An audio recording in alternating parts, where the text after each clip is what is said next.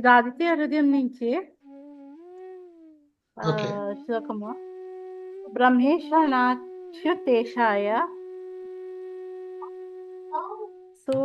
సూర్య ఆదిత్య వర్చసే భాస్వతే సర్వభక్షాయ రౌద్రాయ వపుషే నమః తమోఘ్నాయ హిమఘ్నాయ శత్రుఘ్నాయామితాత్మనే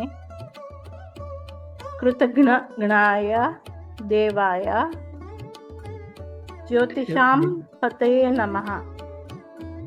బ్రహ్మ శివుడు విష్ణువులకు ప్రభువు ఆయన సూర్యుని శక్తికి, ఆదిత్యుని తేజస్సుకు, ఆయన ఉగ్రమైన భయంకరమైన రూపానికి నమస్కారాలు. చీకటిని, మంచును మరియు శత్రువులను నాశనం చేసే సూర్యునికి నమస్కారాలు. కృతజ్ఞత లేని వారిని నాశనం చేసే ప్రభువు ఆయన సూర్యునికి నమస్కారాలు. ఆదిత్య హృదయం ఎవరు చెప్పారో తెలుసా నీకు? శ్రీరాముడికి అగస్త్యుడు. ఎందుకు చెప్పాడండి? ఎప్పుడు చెప్పాడు? ఎందుకు చెప్పాడు? అట్లీస్ట్ కాంటెక్స్ట్ తెలుసుకుందాం. తో యుద్ధ పరిశ్రాంతం సమరే చింతయా స్థితం రావణం చాగ్రతో దృష్టాయ యుద్ధాయ సముపస్థితం. రావణుడితో యుద్ధం చేస్తూ కొంచెం భయపడ్డాడు అప్పుడు ఆయన. శ్రీరామచంద్రుడు రావణాసుడితో యుద్ధం చేసి విసుగొచ్చేస్తుంది. వాడు చాపడు, రాక్షసులు కూడా చచ్చిపోయిన వాళ్ళు మళ్ళీ బతికేస్తూ ఉంటారు, ఎప్పటికీ యుద్ధం అవ్వదు, ఇది అవ్వదని ఫ్రస్ట్రేషన్ వచ్చి డిస్హార్టన్ అయిపోయి ఇంకా వదిలిపెట్టి పోదామా అన్న స్థితి వచ్చినప్పుడు అగస్త్య మహర్షి మనకు ధైర్యం చెప్పి సూర్యుడిని స్తోత్రం చేయమని చెప్తాడు. అగస్త్య మహర్షి శ్రీరామచంద్రుడు ఒక్కడికే చెప్పాడు. ఇది ఆయన ఒక్కడికే చెప్పినట్లా కాదు. ఆదిత్య హృదయాన్ని చదవటం అనేది ప్రతి ఒక్క జీవికి, అందరికీ కూడా అవసరమే, అందరికీ కూడా ఎంతో ధైర్యాన్ని ఇచ్చేది అని. Scientifically also the only source of energy for this creation to happen, for us to live. ఇవాళ మనం ఉన్నాము అని అంటే దానికి కారణం ఓన్లీ సోలార్ ఎనర్జీ, సూర్యుడు ఒక్కడేనండి. అందుకనే సూర్యుడిని ఏమంటాము అని అంటే ప్రత్యక్ష బ్రహ్మము అని అంటాం. ఆ బ్రహ్మము అంటే who is reason for this creation, who is the causative of this creation. ఆయన ఉన్నాడో లేదో మనకు తెలియదు, అది అబ్స్ట్రాక్టే. కానీ సూర్య భగవానుడు మనకు ప్రత్యక్షంగా కనిపిస్తూ ఉంటాడు. ఆయనే లేకపోతే అసలు ఈ సృష్టి అనేది అవకాశమే లేదు. అందుకే సూర్యుడిని ప్రత్యక్ష బ్రహ్మ అని అంటాం. అందుకని మనకు వచ్చేటటువంటి అనంతమైన శక్తి అంతా సూర్యుడి నుంచే వస్తుంది కనుక ఎప్పుడైతే నీకు శక్తిహీనత్వం కలుగుతోందని అభిప్రాయం ఏర్పడుతూ ఉందో, అధైర్యం కలుగుతూ ఉందో, వెంటనే సూర్యస్థుతి చేస్తే అందులో ఆదిత్య హృదయం ప్రముఖమైనటువంటిది.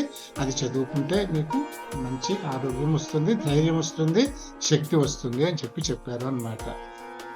దీనికి సంబంధించిందే ఇంకొంచెం సాహిత్యం లోపలికి పెడితే మయూర కవి అని, ఆయనకి కుష్ఠరోగం వస్తుంది. చాలా గొప్ప కవి ఆయన. అంత గొప్ప కవికి కుష్ఠు వ్యాధి వస్తుంది. ఆయనకి కుష్ఠు వ్యాధి వస్తే కూడా దాన్ని నయం చేసుకోవాలి అని అంటే సూర్యుణ్ణి ఆరాధన చేస్తే ఆ వ్యాధి నయం అవుతుంది అని చెప్పేసి ఆయన తెలుసుకుంటారు. తెలుసుకొని ఆయన గొప్ప కవి కదా, అప్పుడు ఆయన ఒక శతకం రాస్తాడు సూర్యుడి మీద. ఆ శతకం అంతా కూడా ఆయన శతకం అని పేరు పెట్టాడు, కానీ ఆయన 68 పద్యాలు ఎన్నో రాశాడు ఆయన. అందులో అది రాసి దాన్ని ఆయన పారాయణం చేసిన తర్వాత సూర్య శతకాన్ని మయూర కవికి కుష్ఠు వ్యాధి కూడా తొలగిపోయింది. ఎందుకంటే ఏ వ్యాధులైనా కానీ అన్ని నయం చేసేది సూర్యరశ్మే కదండి. మనం పొద్దున్నే సూర్యరశ్మిలో కూర్చోమని తిరగమని ఎందుకంటారు? ఒక రకంగా ఇట్స్ ఛార్జింగ్ అవర్ సెల్స్ అన్నమాట. అది దాని ప్రాముఖ్యత ఆదిత్య హృదయానికి. ఓకే, వెరీ గుడ్, బాగుంది Sai, thank you. You gave us a very good poet.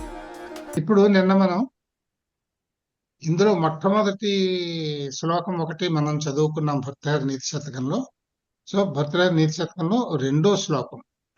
ఇక్కడి నుంచి లోకం యొక్క తీరుతెన్నును ఆయన చెప్తారు అన్నమాట. మంచి మాటలు అని అంటే, మంచి మాటలు అంటే దుర్మార్గులకు చెప్పేవని కాదు, గొప్ప వాళ్ళకు కూడా కొన్ని దుర్లక్షణాలు ఉంటాయి, వాళ్ళకు కూడా చెప్పాల్సిన అవసరం ఉంటుంది. మంచి మాటలు అనేవి అందరికీ, మొత్తం సమాజంలో అక్రాస్ ది సొసైటీ అందరి క్యారెక్టర్స్ కి కూడా అవి అన్వయం అవుతాయి అన్నమాట. అట్లా ఉంటాయి కనుక ఈ రెండో శ్లోకం చూడండి. ఇదేం చెప్పారంటే బోద్ధారో మత్సరగ్రస్తాః ప్రభవః స్మయ దూషితాః అబోధోపహతాశ్చాన్యే జీర్ణమంగే సుభాషితం. ఈ సుభాషితాలు అంటే ఒక మంచి మాట.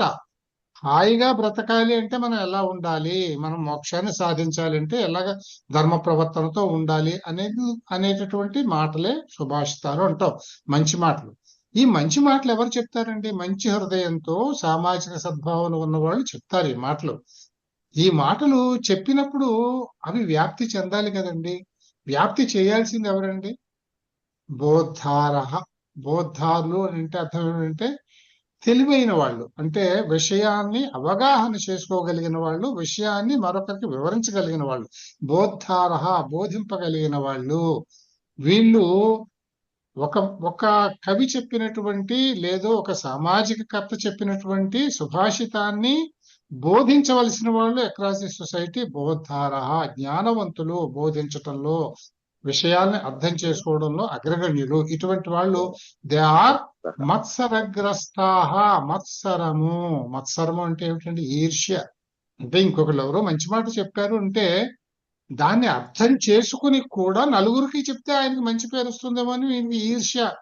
అందుకని తెలివైన వాళ్ళందరూ కూడా, చెప్పగలిగిన వాళ్ళందరూ కూడా మత్సరగ్రస్తాః, మత్సరగ్రస్తులు. మత్సరం అనే వ్యాధితో నిండిపోయిన వాళ్ళు చెప్పరు. వాళ్ళు ఇటువంటి సుభాషితాలను వ్యాప్తి చెయ్యరు. ఇంకెవరు చేయగలరండి అటువంటి పనులు? చేస్తే మంచి ఎడ్యుకేటెడ్ లెర్నెడ్ పీపుల్ చేయాలి, లేదు ప్రభవః, కింగ్స్ చేయాలి, రాజులు చేయాలి. రాజులు ఎటువంటి వాళ్ళు? స్మయ దూషితాః. స్మయ, మీరు మాటల్ని అర్థం చేసుకుంటే చాలా సులభంగా ఉంటాయి చూడండి. బోద్ధారః, బోధించగలిగిన వాళ్ళు, తెలివైన వాళ్ళు, జ్ఞానులు. మత్సర గ్రస్తాః, మత్సరము మనకు తెలుసును, అరిషడ్ వర్గం ఉంది కదండి. కామక్రోధ లోభ మోహ మద మత్సర్యాలు అని అంటాం. మత్సరము అంటే అది ఆ గుణం అనమాట. మత్సరము అంటే ఏమిటి? ఈర్ష్య, జలసి. ఎదరవాడికి ఉంది అని బాధపడడం, నాకు లేదు అని బాధపడడం. సామెత కూడా ఉంది, నాకు లేదు అని బాధపడేవాడికేమో ఒక కన్ను పోతుందట, ఎదరవాడికి ఉంది ఈ వర్చ్యూ అని బాధపడేవాడికి రెండు కళ్ళు పోతాయని ఒక సామెత కూడా ఉంది. మంచి లక్షణాలు కాదు. అరిషడ్ వర్గము అని అంటాం. అంటే ఒక మనిషికి ఉండాల్సినటువంటి 6 ముఖ్యమైన శత్రువులు కామ క్రోధ లోభ మోహ మద మాత్సర్యాలు.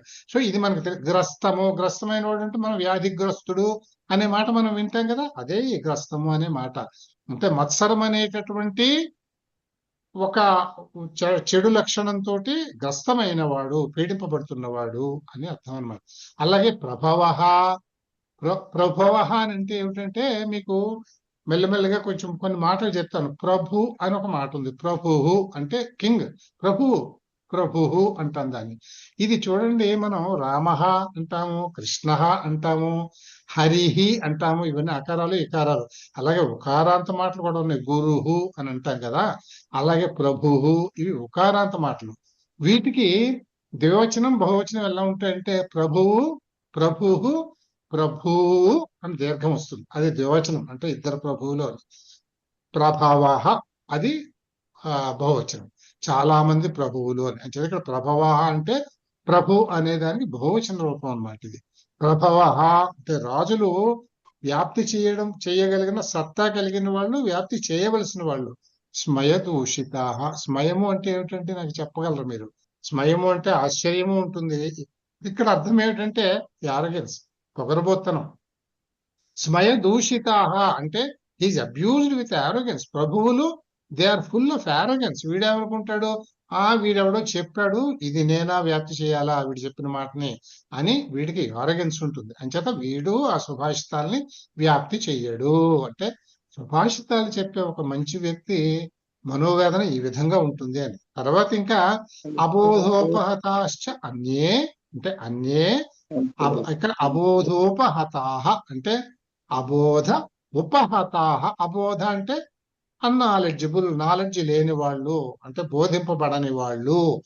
ఉపహత అంటే వాళ్ళు అజ్ఞానంతో నిండి ఉన్న వాళ్ళు, ఉపహతమైనటువంటి వాళ్ళు. అన్యే మిగతా వాళ్ళందరూ అటువంటి వాళ్ళు. వాళ్ళకి ఏమిటంటే ఇటువంటి సుభాషితాలని చదివి విని అర్థం చేసుకునే శక్తి లేని వాళ్ళు, అబోధకులు వాళ్ళు. అంచేత దీనివల్ల ఏమవుతుందంటే చెప్పేటటువంటి సుభాషితాలు, కొందరు మంచి వ్యక్తులు చెప్పేటటువంటి సుభాషితాలు జీర్ణం అంగే. అంగే అంటే ఆ చెప్పిన వాడి నోట్లోనే, అంగము అంటే ఒక అవయవము, నోటితో చెప్తాం కనుక చెప్పేవాడి నోట్లోనే జీర్ణమైపోతాయి, అణగారిపోతాయి. ఇది ఇంత అంటే ఆయన సుభాషితాలని మీరు వ్యాప్తి చేయండి అని చెప్పి, చెయ్యరు అని నాకు తెలుసును అని చెప్పి ఆయన వ్యక్తం చేసినటువంటి ఒక ఆవేదన లాంటి శ్లోకము అన్నమాట. ఇప్పుడు ఒక కొత్త టాపిక్ లోకి వెడుతున్నాం మనం. ఇంతవరకు మనం ఏం చదువుకున్నామండి? మనం ఇంతవరకును ఓన్లీ థర్డ్ ప్రథమ పర్సన్, విభక్తి. అంటే ఓన్లీ థర్డ్ పర్సన్ ప్రథమ పురుషంలో మాటలు మాత్రమే చదివాం. అంటే ఏషః, ఏషా, ఏతత్, లేదు సహ, సా, తత్, లేదు కిమ్ము, కహ, అంటే కహ, క, కిమ్ము, ఇటువంటివన్నీ మనం చదువుకున్నాం. ఇవన్నీ కూడా థర్డ్ పర్సన్ లో వచ్చే మాటలు, ప్రథమ పురుషంలో వచ్చే మాటలు. ఇవాళ మీకు నేను కొత్తగా, ఇవి మనకు అవసరమైనటువంటి మాటలు, ఎక్కువగా మనకు వచ్చేటటువంటి మాటలు ఏమిటి? ఉత్తమ పురుష, నేను అని మాట్లాడేది. ఇప్పుడు నేను పాఠం చెప్తున్నాను మీకు, ఐఎమ్ టీచింగ్ యూ. నేనేమనాలి? అహం, నేను అంటే అహం, అహం అంటే నేను అని అర్థం. అలాగే త్వం అంటే నువ్వు నేర్చుకుంటున్నావు అని అంటున్నాను నేను. అంటే చేత ఇక్కడ మనం ఉత్తమ పురుషులో అహం అని, మధ్యమ పురుషలో త్వం అని, అంటే నువ్వు నేను 1 to 1 యు అండ్ ఐ అని మాట్లాడుకునేది మధ్యమ పురుష. నేను అని చెప్పేది, నేను అనేది చెప్పేటటువంటిది, నేను అంటే విత్ ఇట్స్ నంబర్స్ ఆల్సో, అంటే నేను, మేమిద్దరము, మేమందరము అని అర్థం అనమాట. కనుక ఈ మాటలను మనం కొత్తగా ఇంట్రడ్యూస్ చేసుకుంటున్నాము. ధ్యానేన పఠంతు. అహం అధ్యాపక. అహం అంటే ఈయన చెప్తున్నాడు, నేను అధ్యాపక, అధ్యాపకుణ్ణి. ఇంకా మీకు ఇంతకంటే చెప్పేది ఏముంది? అర్థమైపోయి ఉంటుంది. త్వం ఛాత్ర, ఈ పెద్ద ఆయన అంటున్నాడు, త్వం నువ్వు, ఛాత్ర విద్యార్థివి, అహం అధ్యాపక నేను అధ్యాపకుణ్ణి, త్వం ఛాత్ర నువ్వు విద్యార్థివి. ఈ విధంగా ఇది ఎవరైనా చదవండి. అహం వృద్ధః త్వం బాలః అహం మీనింగ్ ఆచార్యః. అర్థమైపోతుందిగా. I don't expect you to say the meaning in Telugu. చెప్పకుండా ఉండటమే మంచిది. కొంచెం అవాయిడ్ చేద్దాం. అర్థమవుతుందా? అహం వృద్ధ అంటే మీనింగ్ ఒక్కసారి చెప్పు. నేను ముసలివాడిని. నేను వృద్ధుణ్ణి అను కొంచెం గౌరవంగా. సారీ, నేను ఓకే, రైట్. నేను సో మనకు అర్థం. అలాగే త్వం బాలః అంటే నువ్వు బాలుడివి. బాగుంది. బాలుడివి. ట్రాన్స్లేషన్ అక్కర్లేదు. I don't want translation. ఎక్కడైనా కొత్త మాటలు వచ్చి అర్థం కాకపోతే చెప్తే సరిపోతుంది. ఓకేనా? Right, go ahead. Okay sir. అహం ఆచార్యః త్వం శిష్యః అహం నృపః త్వం సేవకః అహం కుంభకారః అంటే త్వం స్వర్ణకారః. అహం కుంభకార, కుమ్మరి. Okay, right. అహం వైద్యః త్వం సుగణః రుగ్ణః. ఓకే, రుగ్ణః. అహం భక్తః త్వం దేవః అహం ఆరక్షకః త్వం చౌరః. ఆరక్షక అంటే పోలీస్. రక్షక భటుడు. రక్షక భటుడు.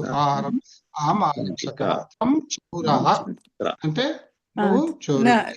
చౌరః అనొచ్చు, చోరః అనొచ్చు. రెండు మాటలు ఉన్నాయి. చౌరః అనే మాట ఉంది, చోరః అనే మాట ఉంది. రెండు మాటలు ఉన్నాయి. ఓకే, సరిపోయింది. ఇప్పుడు ఇందులో మనం చూడండి, ఇందులో అన్ని కూడా మేల్ క్యారెక్టర్స్ చూసాం. అంటే కుంభకార, స్వర్ణకార, వైద్య, ఇట్లా ఇవన్నీ కూడా పుల్లింగ శబ్దాలు చూసాం మనం. అహంత్వం. ఈ అహంత్వంకి వచ్చినప్పుడు అహంకి త్వంకి లింగ భేదం ఉండదు. ఎందుకంటే నేను అని చెప్పేటప్పుడు ఒక స్త్రీ చెప్పినా నేననే అంటుంది, పురుషుడు చెప్పినా నేననే అంటాడు కదా. సో ఈ అహంత్వం అంటే first person and second person, అంటే ఉత్తమ పురుష, మధ్యమ పురుషులకి లింగ భేదం ఏమీ రాదు. అందుకని ఇక్కడ ఈ నెక్స్ట్ లెసన్ లో ఏం చెప్పాడంటే, స్త్రీలింగంలో కూడా అహమ్ము త్వమ్మే ఉపయోగిస్తాం కనుక, అయితే స్త్రీలింగ శబ్దాలు ఆకారాంతాలు గాని ఈకారాంతాలు గాని ఉంటాయని మనకు తెలుసును కనుక అహమ్ము త్వమ్ము మారవు అని ఇక్కడ ఉదాహరణగా స్త్రీలింగ శబ్దాలు కొన్ని చూపించాడు. అహం అధ్యాపిక, త్వం ఛాత్ర, అహం వృద్ధ, త్వం బాల, అహం వైద్య, త్వం రుగ్ణ, ఇక్కడ చూడండి వైద్య అహం వైద్య అగ్రజ, రుగ్ణ వైద్య, రుగ్ణ వైద్య. మీరన్నీ చూడండి పైన చెప్పిన మాటలకే స్త్రీలింగ రూపాలు వాడాడు. ఇది కూడా గమనించుకోండి. ఇదే అధ్యాపక స్త్రీలింగ శబ్దం అధ్యాపిక, అధ్యాపక కాదు. అది అటువంటి మీరు గమనించుకుంటుంటే అర్థమై పై మాటలే వాడాడు, ఓన్లీ స్త్రీలింగ రూపాలు వాడాడు. అహమ్ము త్వమ్ము నో చేంజ్. ఓకే, చదవండి. రైట్. అహం అగ్రజ. అగ్రజ అంటే అక్క అగ్రజ అంటే పెద్దవాళ్ళు, పెద్దమ్మాయి, అగ్రజ అంటే elder పెద్దవాళ్ళు. sister అని అర్థం. Elder, అగ్రజ, elder. అగ్రజ అంటే అన్న, అగ్రజ అంటే అన్న, అగ్రజ అంటే అక్క. అలాగే ఇది త్వం అనుజ, అంటే త్వం అనుజ. అనుజ అంటే? అంటే సిస్టర్, యంగర్, యంగర్, చెల్లి చెల్లి. చెల్లి యంగర్ చెల్లి. సిస్టర్. అనుజహ అంటే తమ్ముడు, అనుజహ ఓకే, తమ్ముడు. అనుజ. అనుజ. ఓకే. అహం జనని. ఇక్కడ చూడండి, ఇంతవరకు ఆకారాంత స్త్రీలింగ శబ్దాలు చూపించాడు. ఇక్కడ కొంచెం ఈకారాంత స్త్రీలింగ శబ్దాలను కూడా పట్టుకొస్తున్నాడు. చెప్పండి. అహం జనని, త్వం పుత్రి, ఉమ్. అహం స్థూల, త్వం కుశ, ఉష అహం స్వామిని, త్వం సేవిక, గుడ్. అహం గాయిక, త్వం నర్తకి. నర్తకి. ఇప్పుడు మనం ఉత్తమ పురుష మధ్యమ పురుషల్లో మనం చూసినవి ఏం చూసామండి? అహం అంటే నేను, త్వం అంటే నువ్వు, అంటే ఏకవచన శబ్దాలు చూసాం. ఇప్పుడు మనకి సంస్కృతంలో ద్వివచనం కూడా ఉంటుంది కనుక ఏకవచనం, ద్వివచనం, బహువచనం ఉంటుంది. అంటే ఇప్పుడు నేను అనే దాని ద్వివచనం ఏమవుతుందంటే మేమిద్దరము అని అవుతుంది, లేదు చాలా మంది మేమందరము అని అవుతుంది. కనుక ఏమంటారు, ఈ నంబర్స్ లో ఏక, ద్వివచన, బహువచన శబ్దాలు మా ఉత్తమ పురుషులో అహం శబ్దానికి ఎలా ఉంటాయి, అలాగే మధ్యమ పురుషులో త్వం శబ్దానికి ఎలా ఉంటాయి అని చెప్తున్నాడు. ఇందులో ఉత్తమ పురుషులోకి వచ్చేటప్పటికి ఏకవచనంలో అహం అని ఉంది, ద్వివచనంలో దానికి ఆవాం అంటారు, బహువచనంలో ఆవాం. వయం అని అంటాం, వయం అని అంటాం. అహం, ఆవాం, వయం, నేను, మేమిరువురము, మేమందరము అని మన దీనికి అర్థం అన్నమాట. కనుక ఇవి మనం ఎలా ఉపయోగిస్తున్నాడు అనేది మనం చూడాలి. చూడండి, ఇక్కడ ఒకడున్నాడు, ఏకవచనం అహం, ద్వివచనం ఆవాం, బహువచనం వయం. అలాగే ఇక్కడ ఇప్పుడు దీన్ని ఒక నేను చెప్పేటప్పుడు కొంచెమే don't prompt along with me, మీరు చదివినప్పుడు చదువుతురు కానీ. ఇప్పుడు ఇక్కడ చూడండి, ఇందులో ఇప్పుడు వైద్య అనే శబ్దాన్ని తీసుకున్నాం మనం. ఇప్పుడు అహము, ఆవాము, వయము అని చూసాం. ఇవి సర్వనామ శబ్దాలు, నేను, మేమిద్దరము, మేమందరము అని. ఇప్పుడు ఇంకా ఒక్కొక్క నౌన్ తీసుకుని నౌన్ ఫారం లో ఎలా ఉంటాయి ఇవి అనేది కలిపి దానికి మనం చెప్పాలి. అంటే ఇక్కడ వైద్యుడు ఉన్నాడు అనుకోండి, ఒక్కడే ఉంటే ఆయన ఏమంటాడు, అహం వైద్య అంటాడు. ఇద్దరు ఉంటే ఆవాం వైద్యవు అంటే వైద్య అనే శబ్దానికి వైద్య, వైద్యవు, వైద్యాహ, ఇది మనకు తెలుసును. అంచేత అహం నేను వైద్య, వైద్యుణ్ణి, ఆవాం వైద్యవు అంటే మీకు చెప్పాను, ఎప్పుడు కూడా అన్ని కూడా ఒకే వచనంలో, ఒకే విభక్తిలో, ఒకే లింగంలో ఉండాలి అని చెప్పాను. సరే, ఇక్కడ మనకి లింగం బాధ రాదు ఉత్తమ పురుష మధ్యమ పురుషుల్లో కనుక ఆవాం వైద్యవు మేమిద్దరము వైద్యులమి, వయం వైద్యాహ మేమంతా వైద్యులమి. ఈ రకంగా ఇవన్నీ చదవాలి. అహం అధ్యాపకః, ఆవాం అధ్యాపికౌ, అధ్యాపకౌ, అధ్యాపకా, అధ్యాపకౌ, పికౌ కాదు, అధ్యాపికౌ కాదు. అధ్యాపకౌ, వయం అధ్యాపకాః, అహం అధ్యాపకాః, అధ్యాపకాః. అధ్యాపకాః. ఇక్కడ మీకు అహం ఇంకా వేరుగా అధ్యాపిక. చూపించకుండా ఇక్కడ ఏకవచన ద్వివచన బహువచన రూపాలే ముఖ్యం కనుక పుల్లింగ శబ్దాలు స్త్రీలింగ శబ్దాలు కలిపి చెప్పేస్తున్నాడు అనమాట. సో అధ్యాపక అనేది పుల్లింగ శబ్దానికి ఉదాహరణ, అధ్యాపిక అనేది స్త్రీలింగ శబ్దానికి ఉదాహరణ. చెప్పండి. అహం అధ్యాపిక, ఆవాం అధ్యాపికే, వయం అధ్యాపికాః. ఎప్పుడు గుర్తుపెట్టండి, అహం. ఆ ఏ ఆహ, ఇక్కడ అహ ఔ ఆహ, ఈ ఎండింగ్స్ ఎప్పుడు ఇలాగే ఉంటాయి. ఏ శబ్దానికైనా ఎండింగ్ ఇస్తే మనకు వచనం మారిపోతుంది అన్నమాట.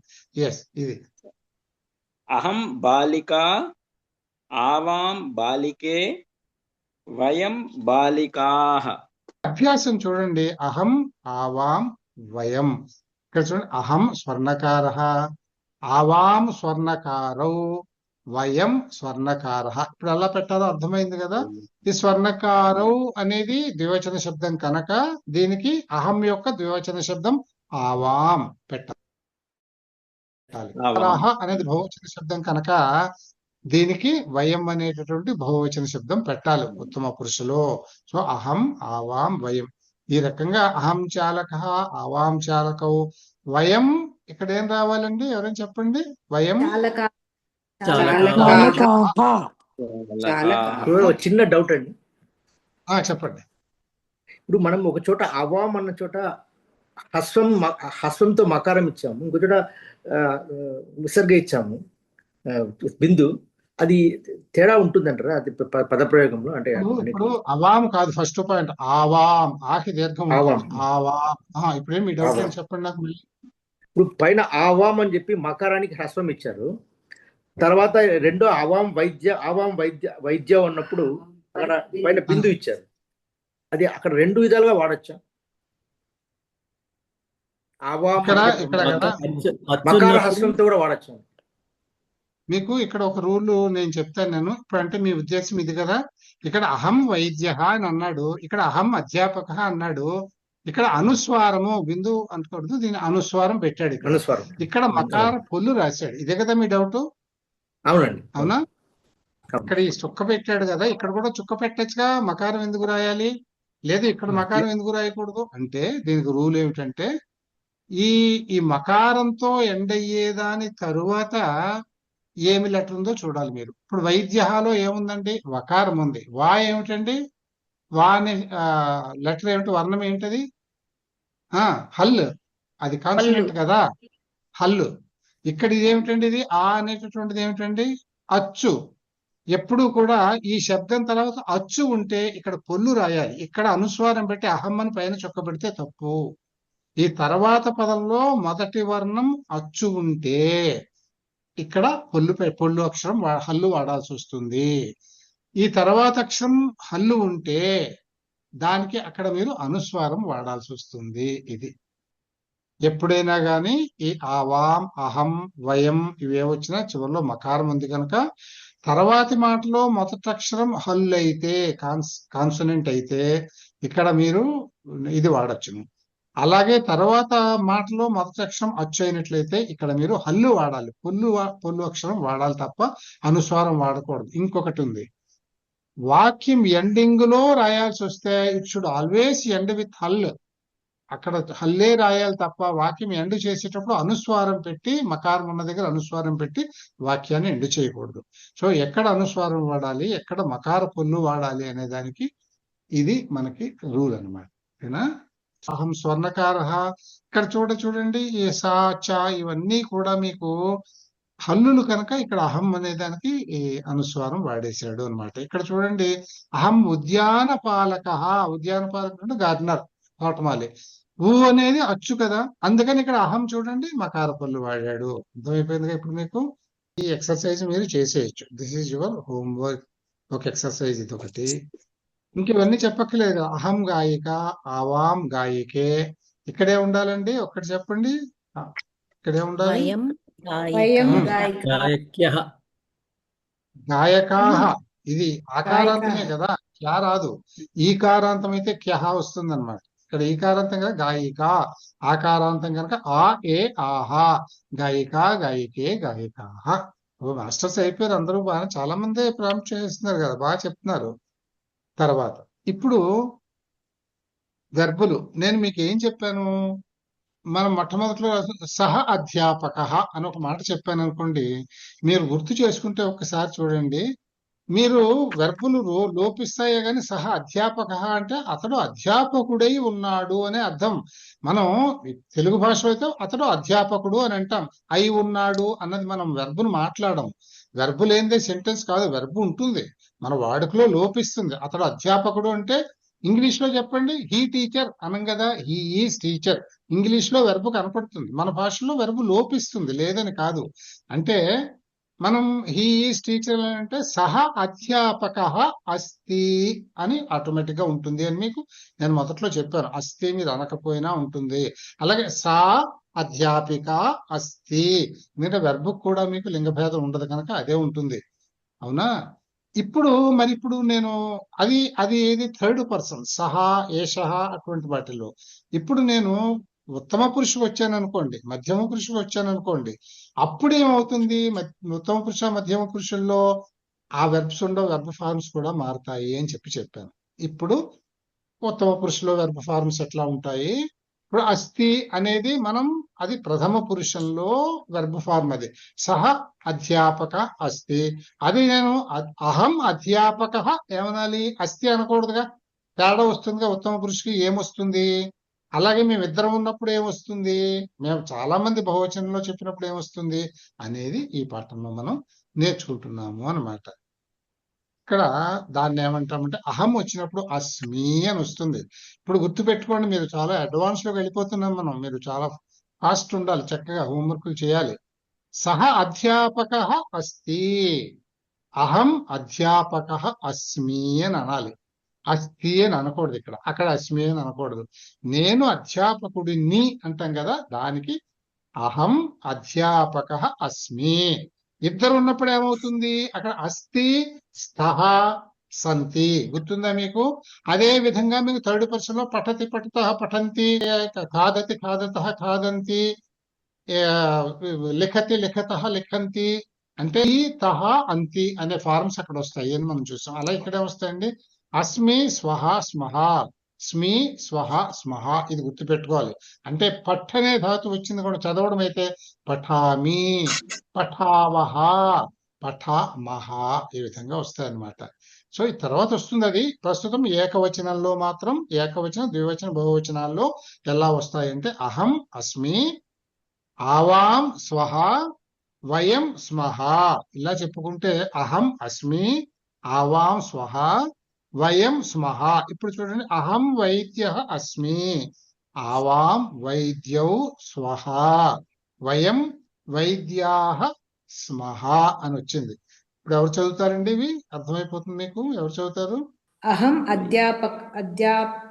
అధ్యాపకః అస్మి, ఆవాం అధ్యాపకౌ స్వః, వయం అధ్యాపకాః స్మః, అహం అధ్యాపిక.